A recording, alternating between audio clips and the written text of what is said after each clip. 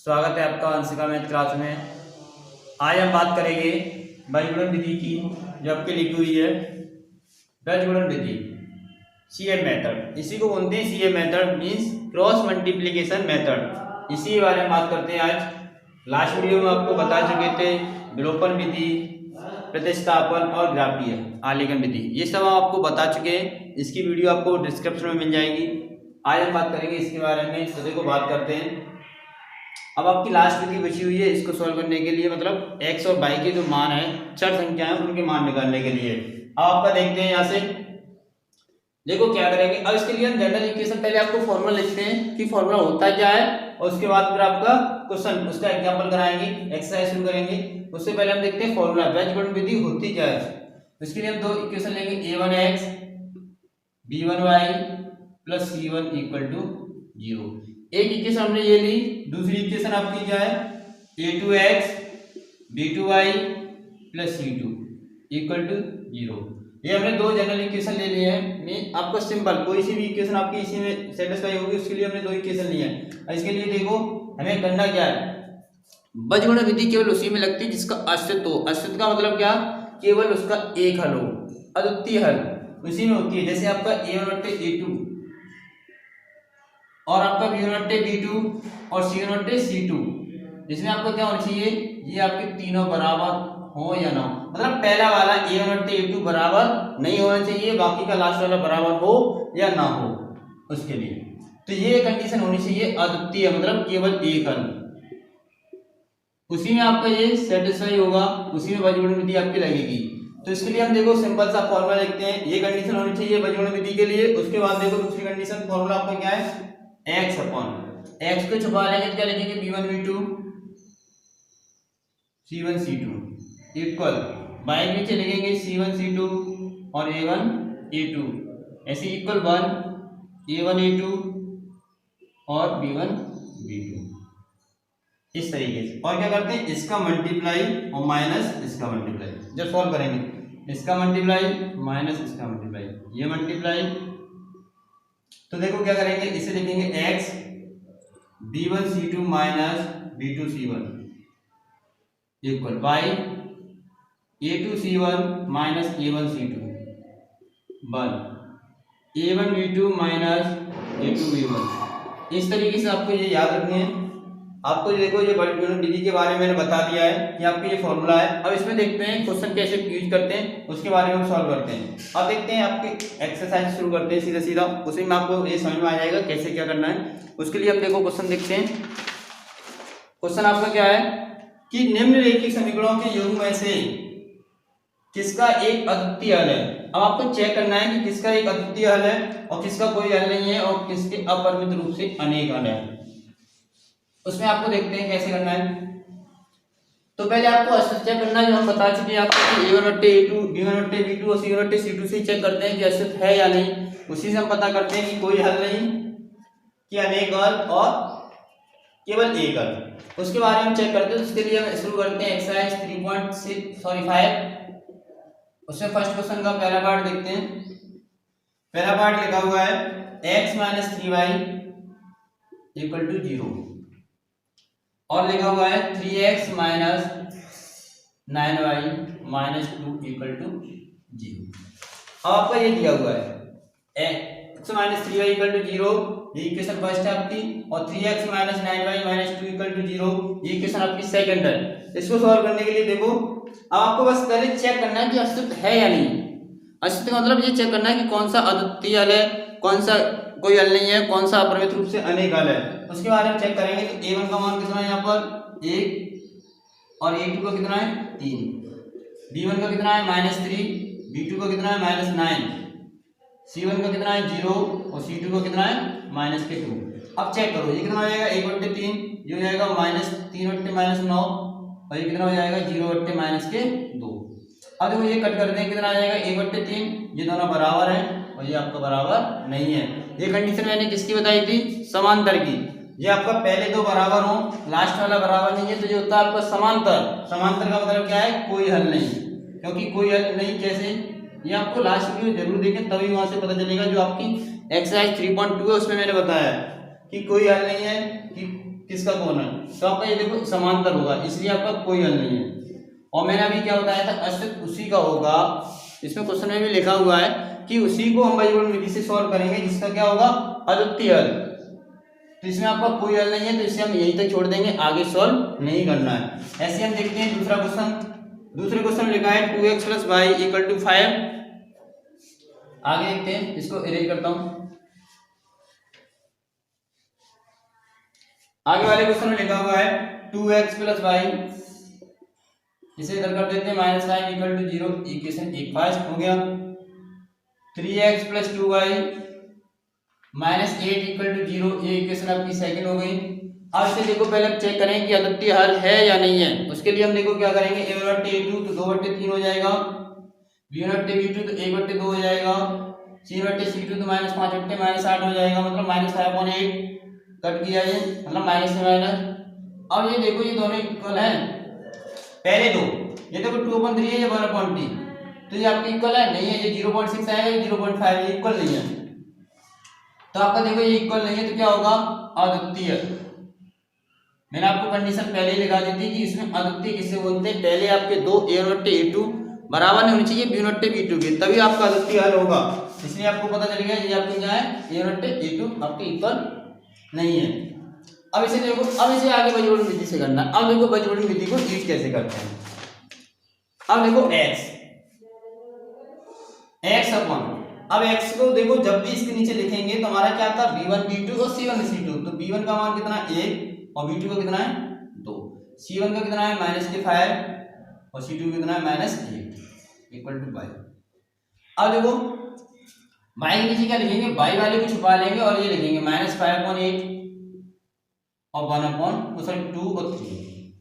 1 के नीचे कितना लिखेंगे, 1 के नीचे हम क्या लिखेंगे 2 3 और 1 2, मतलब a1 a2 b1 b2। अब इसको सॉल्व कर लेंगे। अब यहाँ क्या करेंगे, x अपॉन, इसका मल्टीप्लाई इसको करेंगे -8 और 2 5 10, -10 आएगा, ऑलरेडी माइनस होता है तो माइनस माइनस क्या हो जाएगा +10 y अपॉन 3 5 15 -15, 8 2 16 -16 होगा, और माइनस ऑलरेडी होता है तो +16 हो जाएगा 1 अपॉन 2 2 4 4 -3। अब इसे आगे सॉल्व करते हैं। अब देखो कितना हो जाएगा, x अपॉन 2 -8 + 10 x अपॉन 2, ऐसे y अपॉन 1, ऐसे आपको कितना है 1 अपॉन 1। अब देखो इसे, ये हम इसे फर्स्ट मानेंगे, इसे सेकंड और इसे थर्ड। अब देखो फर्स्ट और थर्ड को कंपैरिजन करने पर, फर्स्ट और थर्ड को कंपैरिजन करने पर, इस तुलना करने पे क्या हो जाएगा, x अपॉन 2 = 1। तो x = कितना हो जाएगा 2, क्योंकि ये 1 अपॉन 1 है तो इसे हम ऑलरेडी 1 लिख सकते हैं, मतलब लिख रखा था मैंने। अब ऐसे सेकंड और थर्ड को हम करेंगे, सेकंड और थर्ड को करेंगे तो क्या आएगा हमारा, y अपॉन 1 = 1, तो y = कितना हो जाएगा 1। दैट्स ऑल, यही आंसर होगा आपका, x = 2 और y = 1। आप चाहो तो कहीं भी रख के देख सकते हो, 2 2 4 और 1 5 5 - 5 = 0।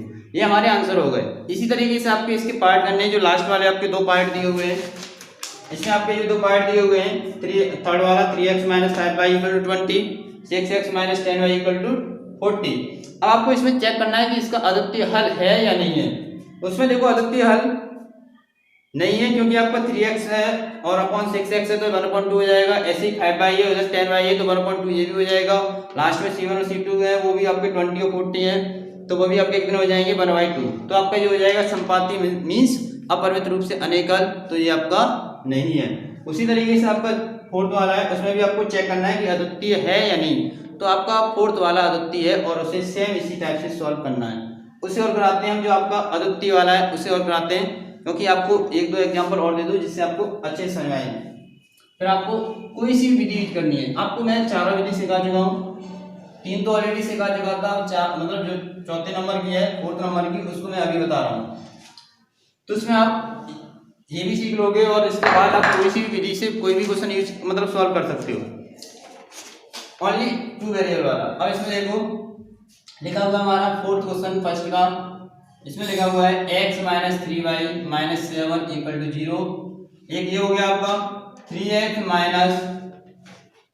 3y - 15 = 0।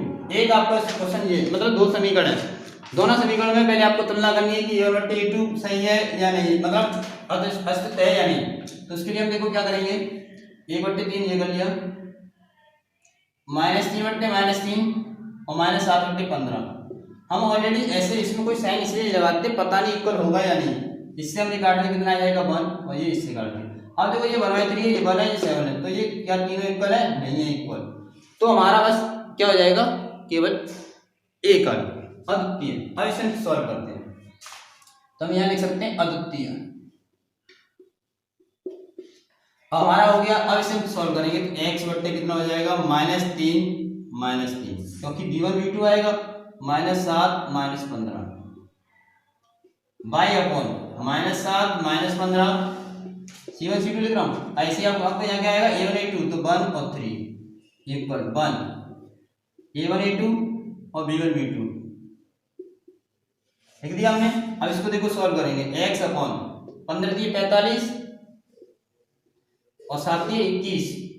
अब देखो माइनस माइनस प्लस हो गया इसलिए 45 प्लस का लिखा था, 7 21 माइनस माइनस प्लस हो गया तो इसलिए प्लस 21, ऑलरेडी माइनस होता है इसलिए हमने माइनस किया है। बाई अपॉन 7 3 21 -21 हो गया, 7 5 वो 15 बन जा कितना होता है 15, माइनस है तो ऑलरेडी आपका प्लस हो जाएगा इक्वल 1 अपॉन -3 और 3 3 9 प्लस 9 आ जाएगा। हो गया। अब इसे सॉल्व करते हैं। देखो अब आपके यहाँ लिखेंगे x अपॉन कितना बचेगा यहाँ पर, लो 24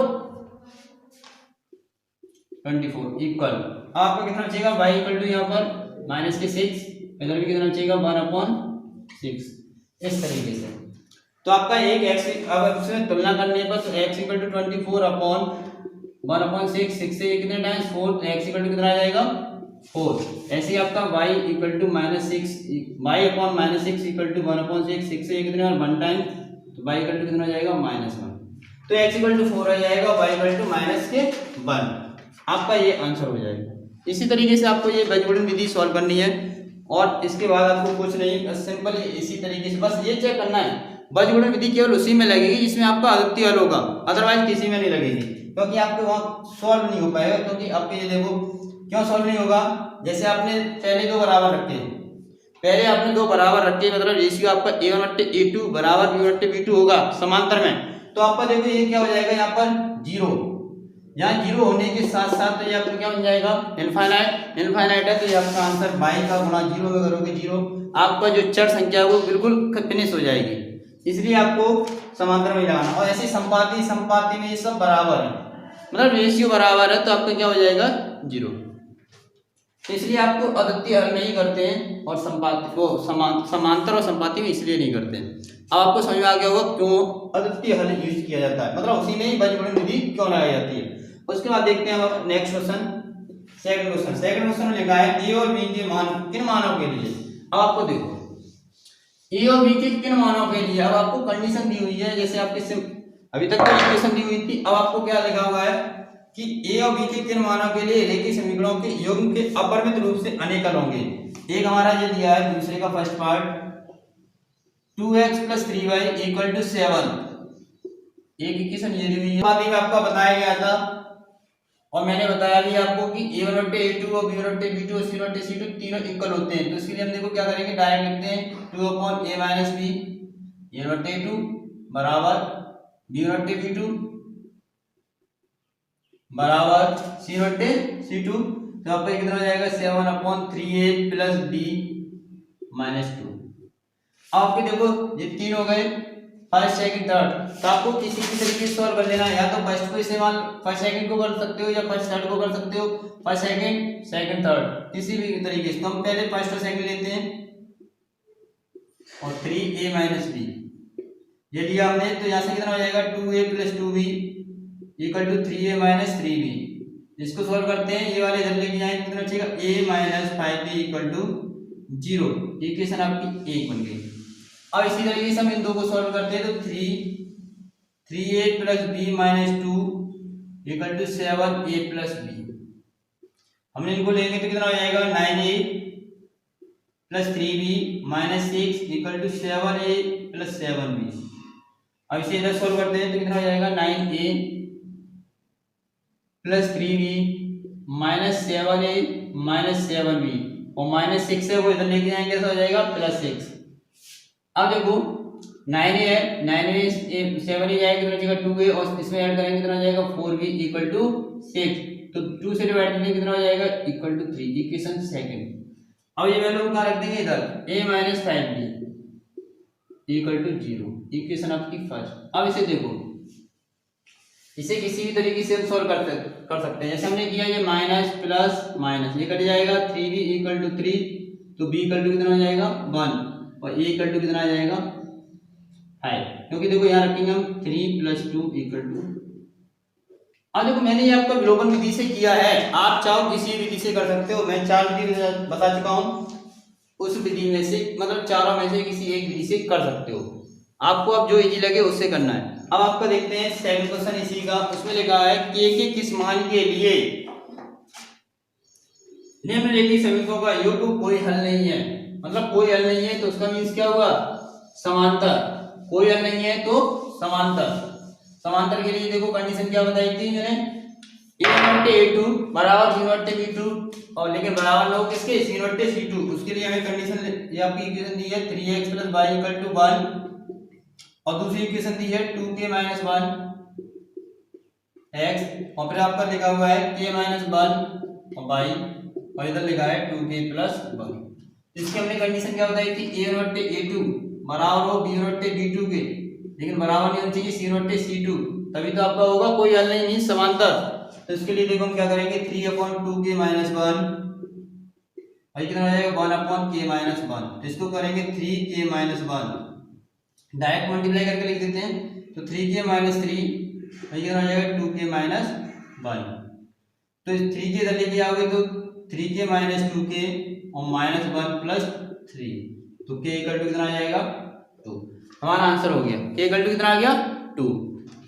अब इसके बाद हम चलते हैं क्वेश्चन नंबर तीसरा, उसमें लिखा हुआ है निम्नलिखित समीकरणों के योग को प्रतिस्थापन एवं बीजगणन विधियों से हल कीजिए। आपका लिखा हुआ है दो क्वेश्चन है, मतलब एक ही क्वेश्चन है उसमें दो विधि पूछी है, प्रतिस्थापन और बीजगणन, तो उसमें से आपको चेक करना है कि आपको कौन सी उपयुक्त लगती है, जो आपको उपयुक्त लगे उसी को सॉल्व करना, मतलब करने दोनों है, उसमें पर आपसे पूछा गया है कि आपको क्या है, जैसे आपको पास दो क्वेश्चन दे दिया जाए, एक सिंपल और एक हार्ड, तो आपको पूछा जाए कौन सा आपको अच्छा लगा, कौन सा सॉल्व करने में, तो कुछ बच्चे होते हैं जो इंटेलिजेंट होते हैं वो किसी भी टाइप का बोल सकते हैं कि हमें हार्ड अच्छा लगा है, और कुछ होते हैं वो सिंपल बता सकते हैं कि हमें ये वाला अच्छा लगा है। तो उसी तरीके से आपकी चार विधि है, चार विधि में दो विधि आपको पूछी गई है कि प्रतिस्थापन और बीजगणन विधि में से कौन सी विधि आपको अच्छी लग रही है, तो बस उसी के बारे में आपको बताना है, करना दोनों को है, फिर आपको बाद में बताना है कि आपको किस में कितना टाइम लगा, कैसे किया, आपको अपने अकॉर्डिंग देखना है कि हमें कौन सा अच्छा लगा। उसके लिए हम देखते हैं आगे साफ करते हैं इसको। अब अगला क्वेश्चन दिया हुआ है थर्ड, निम्नलिखित समीकरणों के योग को प्रतिस्थापन और बीजगणन विधि से हल कीजिए और आपको इसमें से कौन सी विधि उपयुक्त लगी, मीन्स आपको कौन सी अच्छी लगी। तो आपका लिखा हुआ है 8x + 5y = 9, एक ये लिखा हुआ है, और 3x + 2y = 4 ये लिखा हुआ है।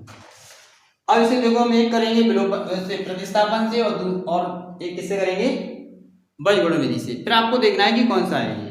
तो देखो हम रिपीट करते हैं प्रतिस्थापन विधि जो आपकी लास्ट वीडियो मतलब सेकंड लास्ट वीडियो थी उसमें, इसमें देखो कैसे सॉल्व करेंगे। अब इसमें प्रतिस्थापन विधि होती क्या है उसके बारे में थोड़ा और बता देते हैं। प्रतिस्थापन विधि में क्या होता है, किसी एक समीकरण से मान निकालकर x या y का मान निकालकर दूसरी विधि में मतलब दूसरे इक्वेशन में आपको प्रतिस्थापन मतलब स्थापित करनी है। मीन्स क्या हुआ कि एक समीकरण से मान निकालो दूसरे वाले में रख दो, तो इसमें हम क्या करेंगे किसी एक का मान निकालना है, हमने यहाँ पर निकाला आपका इससे निकालना दूसरे वाले से, तो 3x = कितना हो जाएगा 4 - 2y, x = कितना हो जाएगा 4 - 2y = 3, इसे हमने थर्ड मान लिया। ये थर्ड माना है, थर्ड किस में रखेंगे हम, ये ध्यान रखना, अगर सेकंड से निकाला है तो फर्स्ट में रखेंगे, फर्स्ट से निकाला है तो सेकंड में, अब ये किस में रखेंगे फर्स्ट में, तो 8 × 4 - 2y = 3 + 5y = 9, ये रख दिया हमने। अब इसे देखो सॉल्व करेंगे कितना हो जाएगा 32, 8 का मल्टीप्लाई कर रहे हैं 32 - 16y + 15y और 3 मीन्स इसका मल्टीप्लाई इधर कर देंगे कितना हो जाएगा 27। कितना बचेगा ओनली माइनस बाई, इधर हो जाएगा 27 माइनस 32, तो माइनस बाई इक्वल टू कितना हो जाएगा -5, तो बाई इक्वल टू कितना आ गया 5, बाई इक्वल टू 5 आ गया, तो बाई की वैल्यू किस में रख देंगे समीकरण मतलब 3 में, तो यहाँ से कितना हो जाएगा 10, 10 में से 4 जाएगा कितना बचेगा -6, तो x इक्वल टू कितना आ जाएगा -2, x इक्वल टू कितना आया -2, y इक्वल टू कितना आया 5, तो आप लोग कंपेयर कर लो, किसी में भी रख दो, यहाँ हो जाएगा 5 5 या 25 और 25 में से 16 जाएंगे तभी 9 बचेगा। इस तरीके से आपके ये x और y की दोनों वैल्यू निकल आए। अब यहाँ से देखो x और y की वैल्यू निकलने के बाद हम इसे किससे करेंगे बजगुणन विधि से। बजगुणन विधि होती क्या है उसके अकॉर्डिंग करते हैं। तो देखो x अपॉन क्या होगा, मतलब x वाले जो भी गुणांक है उनको नहीं लिखेंगे, y के गुणांक और अचर पद लिखेंगे। कितना होगा 5 और 2 और 9/4। ऐसे ही आपका y के नीचे लिखेंगे तो कितना होगा 9 4 और आपका 8 3। अब देखो 1/8 3 और आपका कितना 5 2। अब देखो यहाँ पर क्या करेंगे माइनस क्यों करेंगे। अब उसके लिए माइनस हमने इसलिए किया है, जो भी हमने आपको फॉर्मूला लिखाया था उसमें आपके C1 और C2 इस साइड थे इक्वल के, लेकिन यहाँ C1 C2 किस साइड है अपोजिट साइड है, इसलिए आपका माइनस आएगा। आप चाहो माइनस नहीं लगाना चाहते हो तो इन दोनों को अचर पद को इधर लेके आओ, यहाँ माइनस करो -9 -4, तो आपका यहाँ माइनस नहीं आएगा, तो ऑलरेडी आपका यहाँ माइनस हो जाएंगे, तो इसलिए हमने माइनस यहाँ पर लगाया है, ये इधर साइड ना किए इसलिए। तो आपका देखो x अपॉन 4 5 जब 20 -15 हो गया 9 to 18, y upon 9 3 27 -32 -1, 8 2 16 -15, x upon 20 में से 18 जाएंगे 2 बचेगा, और y अपॉन ये कितना बचेगा -5 और ये कितना बचेगा -1, क्योंकि ये तो 1 हो बचा। अब देखो फर्स्ट सेकंड से करें, फर्स्ट और थर्ड से करेंगे, फिर सेकंड और थर्ड से करेंगे, तो x इक्वल टू कितना जाएगा -2 और y इक्वल टू कितना जाएगा 5। अगर हम माइनस नहीं लेते तो आंसर हमारे कैसे आते चेंज आते, ये आपका +2 आ जाता और ये कैसा आ जाता आपका -5। बट आपका यहाँ में क्या चाहिए y इक्वल टू 5 चाहिए और x इक्वल टू कितना चाहिए -2। उसके अकॉर्डिंग हम चलते हैं। आपको एक चीज याद रखनी है कि अगर इक्वल के राइट साइड में हो अचर पद तो आपका -1 आएगा और लेफ्ट साइड में हो तो आपका +1 आएगा, क्योंकि आपके वो पहले से ही प्लस इधर साइड में दिए हो, क्योंकि मैंने जो फॉर्मूला लिखाया है वो आपको लेफ्ट साइड के अकॉर्डिंग दिखाया है कि अचर पद इक्वल के लेफ्ट साइड में उसके अकॉर्डिंग कराया है, तो उसको आपको ध्यान रखना है, क्योंकि कहीं कहीं आपको माइनस कर दिया जाता है तो आप कंफ्यूज ना हो, इसलिए मैंने ये माइनस वाला भी आपको बता दिया है। अब इसके बाद देखते हैं क्वेश्चन नंबर 4। क्वेश्चन नंबर 4 में आपका दिया हुआ है, अब उसमें आपके निम्न समस्याओं में रेखीय समीकरणों के युग्म बनाइए। अब आपको युग्म बनाने, उसमें क्या करना है समीकरण बनाने, और समीकरण बनाने के बाद आप किसी भी विधि से हल कर सकते हैं। अगर तो किसी भी विधि से आपका देखो, और ये ध्यान रखना हम कोई सा भी आंसर जो आपका अस्तित्व की बात होती है तो अस्तित्व का मतलब क्या है कि केवल एक हल हो, और देखो एक हल होगा तभी हम सेटिस्फाई होते हैं, मतलब एक आंसर होगा तभी सेटिस्फाई होंगे, और कई सारे आंसर आते हैं तो हम सेटिस्फाई नहीं हो पाते हैं। अस्तित्व का मीन्स यही है कि हमारा आंसर एक आना चाहिए, मतलब आपका विलोपन नहीं, मतलब सॉरी विलोपन नहीं, आपका कैसा होना चाहिए प्रच्छेद, मीन्स रेखा कैसे होनी चाहिए प्रच्छेद और केवल एक हल, तो उसी का आंसर हमारा एक प्रॉपर आएगा, उसी एक हल आएगा। बाकी का देखो समांतर होता है उसमें क्या होता है कोई हल नहीं, तो कोई हल नहीं मतलब दोनों लाइन कहीं मिल नहीं रही है। उसके बाद आपको होता है संपाती।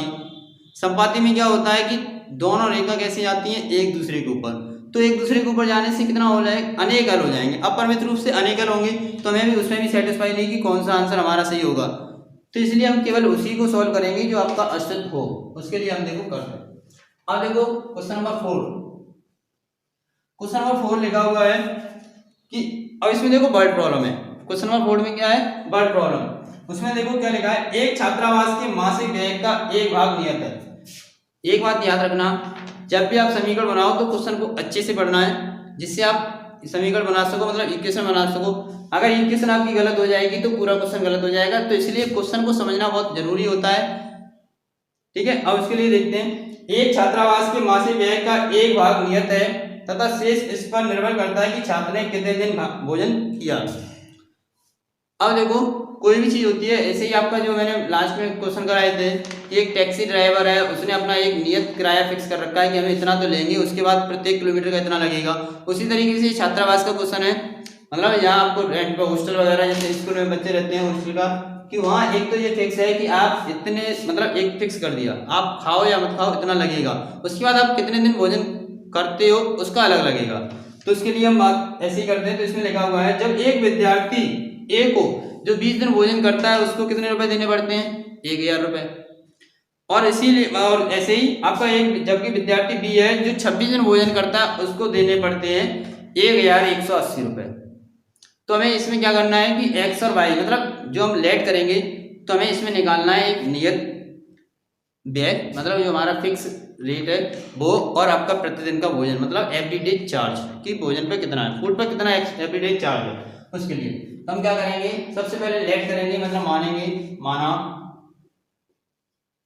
नियत व्यय मतलब फिक्स कितना मान लिया हमने एक्स, और प्रतिदिन भोजन का हमने मान लिया वाई। अब देखो विद्यार्थी ए को, अब इसमें लिखेंगे हम विद्यार्थी ए, जो विद्यार्थी ए की कंडीशन है, विद्यार्थी ए की कंडीशन है वो क्या है हमारी कि 20 दिन के लिए, कितने दिन के लिए भोजन कर रहा है, 20 दिन के लिए। तो उसका x तो फिक्स है, तो x प्लस कितना हो जाएगा 25, जैसे आपको लास्ट क्वेश्चन मैंने टैक्सी ड्राइवर वाला कराया था उसी तरीके से। ऐसे ही विद्यार्थी बी के लिए कितना है 26 दिन के लिए, तो उसका कितना हो जाएगा, उसका हो जाएगा x प्लस 26 बाई, और इतना किसके इक्वल है 1180 रुपए। अब आपका देखो ये, इसे आप जो विधि अच्छी लगती हो उससे कर सकते हो, आप जिस विधि को यूजफुल अच्छा सा मतलब सीख चुके हो उसी से। बट ये ध्यान रखना सीखना आपको सब चारों विधि है, चारों विधि क्यों सीखनी है कि आपका एग्जाम में कहीं लिखा आ गया कि इस विधि से करना है तो आपको उस विधि से ही करना है। अब आपका यहाँ कुछ नहीं लिखा, यहाँ लिखा है किसी भी विधि से हल कीजिए, तो आपको किसी विधि से कर लो, लेकिन आपको A/A चेक करना है कि अस्तित्व है या नहीं। अगर आपका अस्तित्व होगा तो किसी विधि से। तो हम देखेंगे यहाँ से 1/1 हो जाएगा, ये 20/26 है तो कितना हो जाएगा 10/13, तो 1 बराबर 10/13, पहला बराबर नहीं है तो अस्तित्व तो वैसे ही होगा, हमें बाकी का लास्ट वाला चेक करना नहीं है, क्योंकि A1 बराबर B1/V2 नहीं होने चाहिए, तो आपका अस्तित्व है और हमारा हो गया।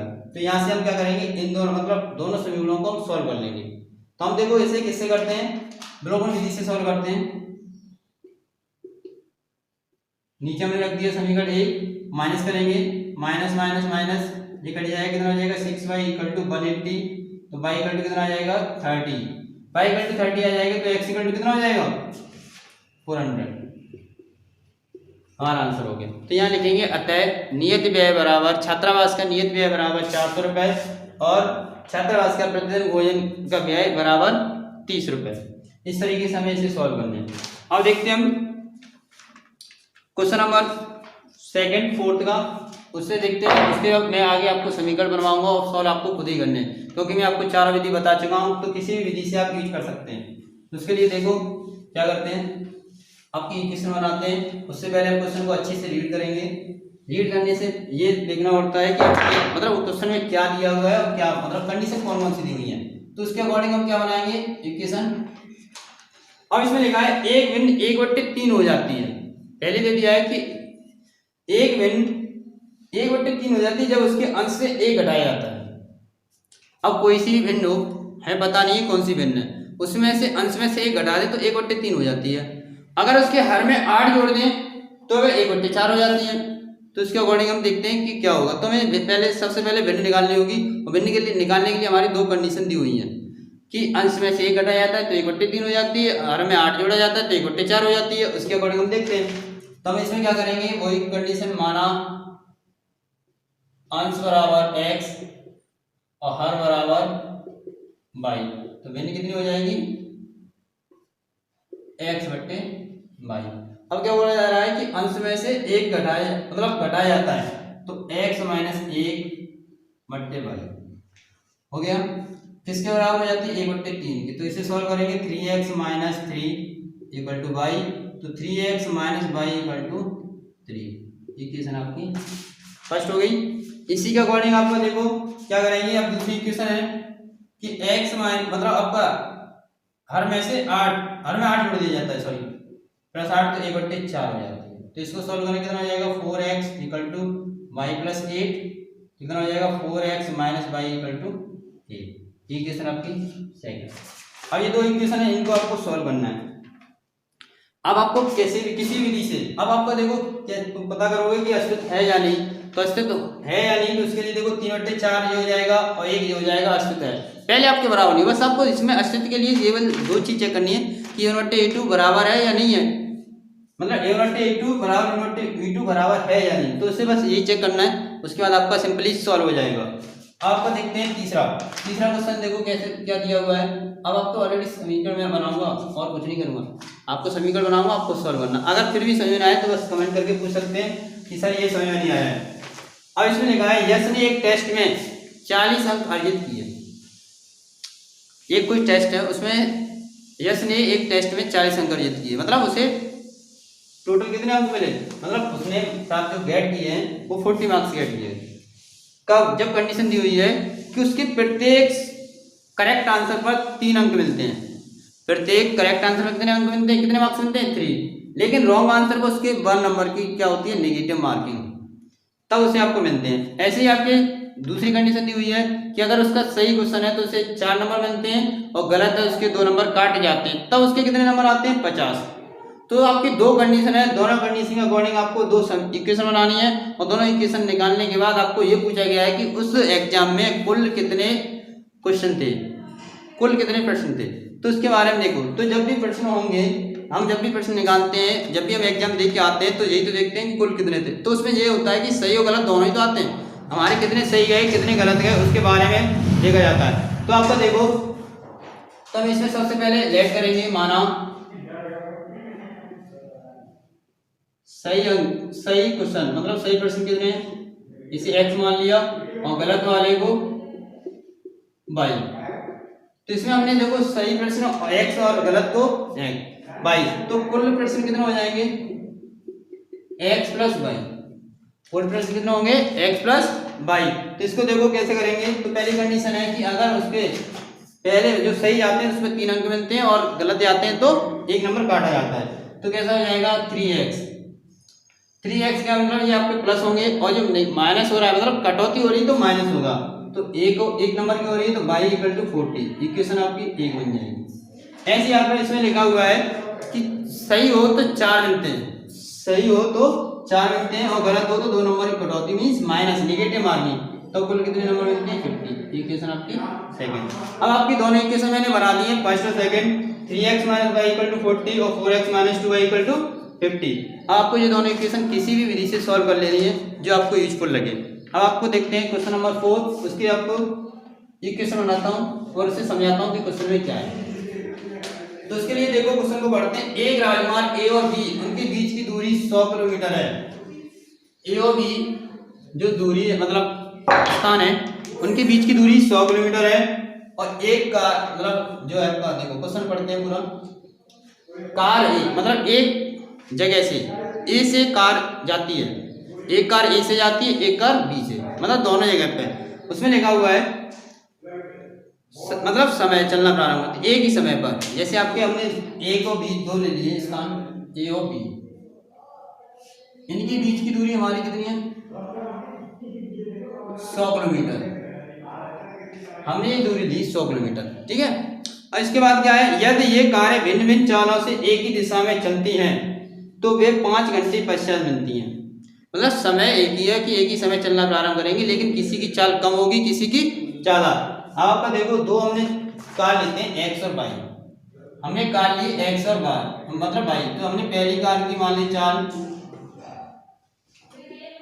पहली कार की चाल हमने मान ली कितनी x किलोमीटर प्रति घंटा और दूसरी कार की हमने कितनी मान ली, दूसरी कार की चाल है 22 किलोमीटर प्रति घंटा। अब देखो इसमें क्या लिखा है कि यदि ये कारें भिन्न भिन्न चालों से एक ही दिशा में चलती है, मीन्स एक ही दिशा में कैसे, जैसे ए यहाँ से चला, ए आपका यहाँ से 1 किलोमीटर प्रति घंटा की चाल से चल रहा है और यहाँ से ये 22 किलोमीटर घंटा की कि आपको यहाँ से इस तरीके से ये एक ही दिशा में मतलब एक तरफ जाना। तो ये आपका देखो यहाँ से x और ये आपका कितना है 100। अब आपका देखो ये x जान से चल रहा है और ये y से। अब इसमें देखो कितने घंटे पश्चात चलती है, 5 घंटे पश्चात। तो आपको 5 घंटे पश्चात अब आपको देखो ये ए जो आपकी कार पहली कार है वो x किलोमीटर प्रति घंटा की चाल से चल रही है, लेकिन कुल कितनी दूरी चलेगी 5 घंटे में, क्योंकि देखो दूरी बराबर क्या होता है चाल गुणा समय। तो आपकी जो पहली कार है जो ए बी, जो हमें मतलब ए सी बराबर सॉरी हमें ए बी रखना है, ए बी बराबर कितना होगा ए सी माइनस बी सी। तो देखो हमें ए बी बराबर रखना है ना, क्योंकि ये 100 किलोमीटर है, तो हमें देखो ए बी बराबर ए सी माइनस बी सी करेंगे। क्यों करेंगे, क्योंकि आपको देखो क्वेश्चन समझना है, क्योंकि आपको इसमें लिखा हुआ है एक्स कहाँ तक जा रहा है सी तक, यहाँ मिलते हैं सब हमने पता किया था सी पे मिलते हैं, कहाँ पे मिलते हैं सी पर। तो ए कहाँ तक जाएगा सी तक, तो ए सी निकालोगे तो ए सी कितने 5 घंटे चल रही है, मतलब पूरा चला 5 घंटे, 5 घंटे पश्चात जो मिलते हैं 5 घंटे चल रही है, तो एक्स चांस चल रही है तो कितना हो जाएगा 5x और ए बराबर आपका 100 है। ऐसे ही आपका जो बी है वो बाई चांस से चल रहा है, लेकिन कितने घंटे चलता है वो भी 5 घंटे चलता है, तो कितना हो जाएगा माइनस के 5y। हमें ये दूरी तो निकालनी है, तो इसलिए आपका क्या करेंगे ए सी में से बी सी माइनस कर देंगे। अब देखो 5 से डिवाइड देंगे कितना हो जाएगा x minus y equal to 20। Equation आपकी फर्स्ट हो गई। अब दूसरी कंडीशन क्या दी है, ये दोनों अपोजिट दिशा में मतलब विपरीत दिशा में। अब क्या है कि अब इसको वेरीफाई करके ये मानते हैं कि डी जो आपकी ये बी वाला ये इधर को आएगा, जो आपकी पहली कार एक्स है वो इधर को जा रही है और ये वाली इधर को। तो आपको देखो इसमें हमें क्या चाहिए, अब हमें चाहिए कि 100 किलोमीटर दूरी चलनी है, तो ये 1 घंटे पश्चात मिलती है, तो क्या हो जाएगा ए बी बराबर A D plus D D. जो ए बी है वो किसके बराबर होगा ए डी और डी डी के, तो ए बी कितना है 100। अब इसके बाद देखो ए डी 1 घंटे पश्चात तो मिलता है, तो कुल टाइम कितना लिया इसने, इस पहली कार ने 1, तो x किलोमीटर प्रति घंटा की चांस चल रहा है, 1 घंटा लिया तो कितना चलेगा x। ऐसे ही y 1 घंटा ले रहा है और 22 किलोमीटर की चांस चल रहा है, तो y गुणा 1 कितना हो जाएगा 22। ये इक्वेशन आपकी सेकंड बन जाएगी, तो आपका ये इक्वेशन सेकंड। अब इन दोनों इक्वेशन को सॉल्व कर लेना है कि कैसे। आपको देखो ये दोनों हो गए, तो आपको बिल्कुल सिंपल विधि से कर लेना है जो आपको इजी लगे, विलोपन या प्रतिस्थापन। अब हम बात करते हैं क्वेश्चन नंबर 5 की। उसमें क्या लिखा हुआ है क्वेश्चन नंबर 5 में कि एक आयत का क्षेत्रफल 9 वर्ग इकाई कम हो जाता है जब उसकी लंबाई में 5 इकाई कम कर दी जाती है और चौड़ाई 3 इकाई बढ़ा दी जाती है। अब देखो उसके बाद तो सबसे पहले आयत के बारे में आपको पता ही होगा कि आयत का क्षेत्रफल क्या होता है लंबाई गुणा चौड़ाई। तो इसको हम क्या करेंगे, माना आयत की लंबाई कितनी है x मान लिया और चौड़ाई हमने कितनी मान ली y, तो क्षेत्रफल कितना होगा xy, क्षेत्रफल कितना हो जाएगा xy। अब पहली कंडीशन देखते हैं, पहली कंडीशन क्या है कि क्षेत्रफल का वर्ग जो क्षेत्रफल है वो 9 वर्ग इकाई कम हो जाता है, 9 वर्ग इकाई कम मतलब xy। अब देखो वर्ग इकाई क्यों है, क्योंकि क्षेत्रफल आएगा वो वर्ग में आएगा, क्योंकि दो संख्याओं का मतलब दो विमाओं का गुणा हो रहा है x और y तो लंबाई होगा। तो इसमें कितने कम हो जाता है -9। कब, जब हो जाता है जब लंबाई को 5 इकाई कम कर दिया जाता है, चौड़ाई को 3 इकाई बढ़ा दिया जाता है, तो x - 5 और y + 3 ये कंडीशन है। अब इसको सॉल्व करते हैं तो कितना आ जाएगा xy - 9, इसका गुणा करेंगे xy - 5y + 3x - 15। कैसे, पहले हमने y का गुणा किया ये हो गया +3 का इसमें करेंगे ये xy से xy कट जाएगा, तो कितना बचेगा 3x - 5y 3x - 5y - 9 + 15।